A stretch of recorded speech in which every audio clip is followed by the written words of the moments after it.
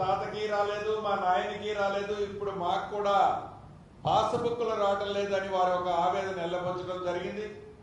అటువంటి సైజబుల్గా ఉన్నాయి. భూమి ఉంది కానీ పాస్బుక్ లేదు. ఆ నెంబర్లో, ఆ సర్వే నెంబర్లో ఉండే భూమి అంతా కూడా భూమి లేని ఆనాటి పెద్దలు వారు పాస్బుక్లు తీసుకున్న కారణంగా ఆ ల్యాండ్లో ఈ ఉన్న భూమి ఆసాన్ని ఎవరైతే సిట్టింగ్ లో ఉన్నారో వారికి కొంట భూమి కూడా మనం ఎక్కలేని పరిస్థితిలో ఆ నెంబర్ యాక్సెస్ కావటం వల్ల ఎక్కలేకపోయాం. ఈనాడు ప్రభుత్వం రాష్ట్ర వ్యాప్తంగా మొదటి విడత ప్రతి జిల్లాకి 70 రెవెన్యూ గ్రామాలు తీసుకొని ఈ 70 రెవెన్యూ గ్రామాలకు సంబంధించిన ప్రతి అంగుళాన్ని సర్వే చేసి ఈ సర్వే ద్వారా పొజిషన్ లో ఎవరైతే ఉన్నారో వారికి పాస్బుక్లు ఇస్తూ పొజిషన్ లో లేని వారి పాస్బుక్ల్ని క్యాన్సిల్ చేసే చట్టాన్ని కూడా తీసుకొచ్చాం. దాంట్లో మొదటి విడతగా మన జిల్లాలో కూడా 70 రెవెన్యూ గ్రామాల సర్వే ఇప్పటికే కాకరవాయి నా నియోజకవర్గంలో ఆల్రెడీ చేశాం. ఇలా కొన్ని గ్రామాల రాష్ట్ర వ్యాప్తంగా ప్రతి జిల్లాలో 70 తీసుకుంటున్నాం. ఇందాక నేను ఏదైతే నా నియోజకవర్గంలో సైజబుల్ గా భూములుండి పాస్బుక్ లేని రైతులు ఉన్నారో వాళ్ళకి ఈ సవరణ ద్వారా సర్వే చేయించి ఎస్పెషల్లీ స్పెషల్ డ్రైవ్ చేసి ఈ పాలేరు నియోజకవర్గానికి సంబంధించిన ప్రజా దర్బార్లో వచ్చిన అప్లికేషన్లో దానికి సంబంధించి పరిష్కరించబోతున్నాం. అదేవిధంగా ఒక సర్వే నెంబర్లో ప్రభుత్వ అవసరాల కోసం ఎక్వియేషన్ 5 కుంటలో 10 కుంటలో చేస్తే ఆ సర్వే నెంబర్ మొత్తం ధరణిలో ప్రొవిడెంట్ లిస్ట్ లో ఉంది. అదే కంటిన్యూ వచ్చింది. ఇంకా అటువంటి కూడా పట్టా భూముల్ని ఆ ప్రొవిడెంట్ లిస్ట్ నుంచి కూడా డిలీట్ చేసేది ఆల్రెడీ ఆల్మోస్ట్ క్లియర్ చేశాం. అది కూడా 3 డిజిట్స్ లో సైజబుల్ గా ఉన్నాయి. ఇలా రమారమి 4200 రెవెన్యూ సంబంధించిన దాంట్లో న్యాయమైన ప్రాథమికంగా ఉన్న ఇన్ఫర్మేషన్, నాకున్న ఇన్ఫర్మేషన్ బట్టి 2200 2300 అప్లికేషన్లు క్లియర్ కాబోతున్నాయి. వీటితో పాటు ఏదైతే గృహజ్యోతికి సంబంధించిన అప్లికేషన్లు కూడా ఒక 1127 అప్లికేషన్లు గృహజ్యోతికి ఆనాడు మేము మిస్ అయ్యాము. ఆ ఆప్షన్ లేని కారణంగా కొన్ని పెండింగ్ ఉన్నాయని ఈ ప్రజా దర్బార్లో 1100 అప్లికేషన్లు గృహజ్యోతికి సుమారుగా రావడం జరిగింది. ఇక మిగిలిన అంశాలు గిట్ల పంచాయతీలు రైతుల మధ్య ఉన్నాయి. కొన్ని దారులు కావాలని, కొన్ని గ్రామాల్లో తాగునీరు వెరీ లిమిటెడ్ ప్రాంతాల్లో తాగునీరు రావాలని, అదే రకంగా గ్రామంలోని రైళ్లు సిమెంట్ రోడ్లు కావాలని, ఇక కొన్ని చిన్నవి వ్యక్తిగతమైన అంశాలు కూడా రావడం జరిగింది. ఈ 25,000 అప్లికేషన్లకు సంబంధించిన దాంట్లో ప్రధానమైన ఇందాక నేను చెప్పినట్లు నెంబర్ 1 స్థానంలో ఇందిరమ్మ ఇల్లు, నెంబర్ 2 స్థానంలో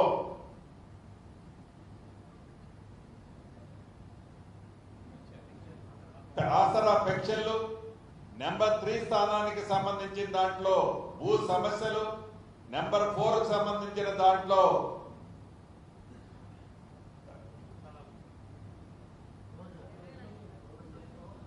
గృహజ్యోతి.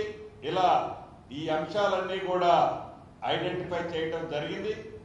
వీటికి టీములను ఆల్రెడీ ఏదైతే మేము క్లస్టర్ల రూపంలో ఏర్పాటు చేశామో అదే పద్ధతిలో అధికారుల్ని కూడా యంత్రాంగాన్ని బైఫర్కేషన్ చేసుకొని రాబోయే కొద్ది రోజులు అది రెవెన్యూకి సంబంధించింది అయితే it takes minimum 45 days time పడుతుంది.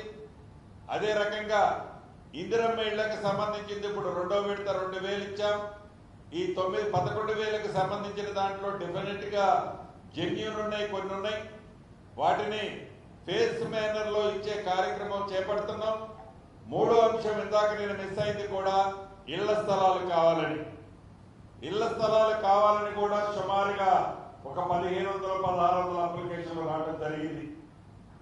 వాటిని కూడా ఎక్కడైతే ప్రభుత్వ స్థలాలు నివాసానికి యోగ్యమైనవి ఉన్నాయో గతంలో రాజశేఖర రెడ్డి గారు ముఖ్యమంత్రిగా ఉన్నప్పుడు ఆనాడు ఇళ్ల స్థలాల కోసం ఎక్విజిషన్ చేసిన ల్యాండ్లో కొన్ని ఇచ్చి కొన్ని పెండింగ్ ఉన్నాయో అటువంటి ల్యాండ్స్ అన్నింటినీ కూడా ఐడెంటిఫై చేయమని ఆదేశాలు ఇచ్చాం.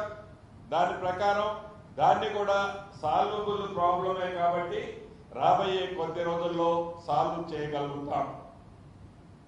ఈ ఎంటైర్ ఈ 14 క్లస్టర్లలో సుమారు ఏదైతే 25,000 అప్లికేషన్లు అంటే నాకు తెలిసి సుమారు ఒక 40-45,000 మంది ఈ 14 క్లస్టర్లలో 1 to 1 నాకు కలిసినప్పుడు వారికి ఒక పూర్తి నమ్మకం విశ్వాసం ఉంది ఈ ప్రభుత్వం మీద.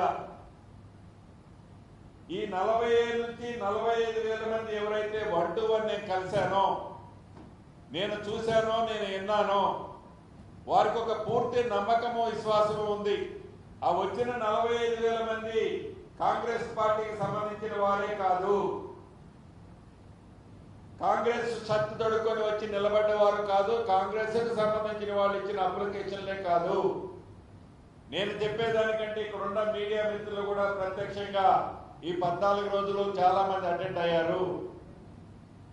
అన్ని పార్టీలు, పేదవాళ్ళు, కష్టంలో ఉన్నవారు పూర్తిగా విశ్వాసం నమ్మకంతో మా సమస్య పరిష్కారం అవుతుందని వారందరూ తలంచి వారు ఈ సమావేశాల్లో ఈ 14 క్లస్టర్కి సంబంధించిన ప్రజా దర్బార్ సమావేశాల్లో వారు అప్లికేషన్లు ఇవ్వడం జరిగింది.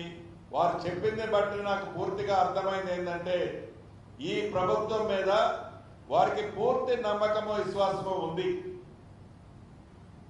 వారు అడిగే దాన్ని బట్టి అన్నా ఆనాడు 10 సంవత్సరాల్లో సాధ్యం కాలే, 10 సంవత్సరాలు కార్డు అడిగిందాకా తిరిగాం, ఇప్పుడు మాకు పూర్తి నమ్మకం కుదిరింది. మీరు ఒకేసారి ఇవ్వలేకపోవచ్చు, ఇస్తే బాగుంటుంది కానీ రాష్ట్ర ఆర్థిక పరిస్థితి సహకరించే కారణంగా మీరు ఒకేసారి ఇవ్వలేకపోయినా మీరు ఇస్తారు, మీరు చేస్తారు, మీరు చేయగలుగుతారనే నమ్మకం మాకుంది అనేది ఆ కలిసిన 45,000 మంది చిల్లరు ఎవరైతే ఉన్నారో నా కుటుంబ సభ్యులు వారు చెప్పిన దాన్ని బట్టి నాకు స్పష్టంగా అర్థమైంది. ఈ ప్రభుత్వం మీద, గౌరవ ముఖ్యమంత్రి రేవంత్ రెడ్డి గారి మీద, ఈ ప్రజా ప్రభుత్వం ప్రజల కష్టాలు తీర్చడానికే మేము ఎన్నుకున్నామనే నమ్మకంతో ఎన్నుకున్నామనే నమ్మకం, విశ్వాసం ఈ ప్రజలకి ఉంది అనేది నాకు స్పష్టంగా అర్థమైందని మీ ద్వారా రాష్ట్రంలో ఉన్న ప్రజానికానికి కూడా తెలియజేయదలుచుకున్నాను. కొన్ని ప్రతిపక్షాలు అంటుంటాయి, ప్రతిపక్షం వారి బాధ్యత, వారు రేట్ చేసే పాయింట్లో కొన్ని న్యాయమైనవి ఉండొచ్చు. సాధ్యాసాధ్యాలను పరిశీలించి ప్రభుత్వం వారు రేట్ చేసే పాయింట్లని నిజంగా అది ఉపయోగకరమైనదైతే, వారి వ్యక్తిగత స్వార్థం కోసం కాకుండా అది ప్రజల కోసమే వారు అడుగుతున్నదైతే ఈ ప్రభుత్వం భేషజాలకు పోకుండా అటువంటి అంశాలని పాజిటివ్ గా తీసుకొని ఆ సమస్యల్ని ఇమీడియట్ గా రిజాల్వ్ చేసింది కూడా గడిచిన 2.5 సంవత్సరాల్లో మీరు చూశారు ప్రత్యక్షంగా. అలా కాకుండా రాజకీయ దురుద్దేశంతో వారి వ్యక్తిగత ఏజెండాని మైండ్లో పెట్టుకొని వారి స్వలాభం కోసం ఈనాడు కేంద్రంలో అధికారం ఉన్న పార్టీకి సంబంధించిన ప్రజాప్రతినిధులు కావచ్చు, 10 సంవత్సరాలు దొరపాలన చేసిన నాయకులు కావచ్చు, మాజీ మంత్రులు కావచ్చు, వారి స్వలాభం వారి వ్యక్తిగతమైన ఏజెండాని పెట్టుకొని ఈ రాష్ట్ర ప్రభుత్వం మీద, ముఖ్యంగా ఈ ప్రజా ప్రభుత్వం మీద ఏదైతే గుడ్డగాల్సి వేస్తున్నారో దాంట్లో నిజము లేదు అని చెప్పదలుచుకున్నాను అన్నది ఈ వేదిక ద్వారా రాష్ట్ర ప్రజలకు తెలియజేస్తున్నారు, మీడియా మిత్రుల ద్వారా. ఈ ప్రభుత్వం మీద విశ్వాసం ఉంది. ఈ ప్రభుత్వం కష్టాలు తీర్చుదనే సామాన్య ప్రజలు నమ్ముతున్నారు. దానికి రిజల్టే స్థానిక సంస్థల ఎన్నికలు. ఏ ఎన్నికలు వచ్చినా బై ఎలక్షన్స్ లో ఈ అధికార పార్టీ అభ్యర్థులు గెలవటం, అది గ్రామ పంచాయతీలు కావచ్చు, కార్పొరేషన్ మున్సిపాలిటీలు కావచ్చు, బై ఎలక్షన్స్ కావచ్చు, ఏ ఎన్నికలు జరిగినా ఓటరు చాలా స్పష్టంగా ఉన్నాడు. దాంతో పాటుగా వ్యక్తిగతంగా నేను ఈ 45, 43, 44 వేల మందిని వ్యక్తిగతంగా కలిసి వారు చెప్పింది విన్న తర్వాత నాకు మరింత కాన్ఫిడెన్స్ పెరిగింది. ఈ ప్రభుత్వం ప్రజా ప్రభుత్వం అని ఏదైతే ఉందో అది తప్పకుండా ప్రజల కోసమే ఉందన్నది ప్రజలు నమ్ముతున్నారు, విశ్వసిస్తున్నారు. మళ్ళీ ఏ ఎన్నికలు వచ్చినా ఈ ప్రభుత్వాన్ని దీవించడానికి సిద్ధంగా ఉన్నారన్నది మనస్ఫూర్తిగా తెలుపుతూ ఈ ప్రజా దర్బార్లో వచ్చిన అప్లికేషన్ ని ఏ ఒక్కటి కాగితాన్ని కూడా దాంట్లో కొన్ని వ్యక్తిగతమైన నేను చేయలేకపోయినా దానికి ప్రాపర్ రెస్పాన్స్ తీసుకొని దానికి రెస్పాండ్ అవుతామని కూడా తెలియజేస్తూ మీ అందరి దగ్గర సెలవు తీసుకుంటున్నాను.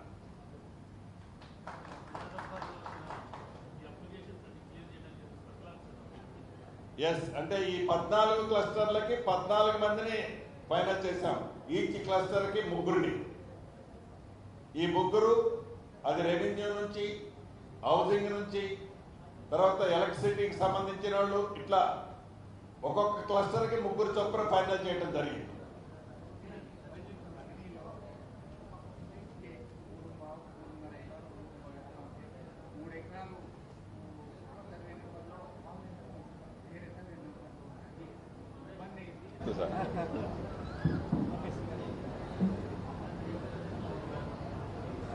ఈరోజు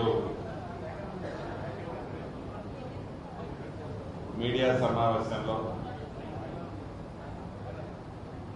నాతో పాటు పాల్పంచుకుంటున్న ఖమ్మం పార్లమెంటు సభ్యులు పెద్దలు రఘురామరెడ్డి గారు,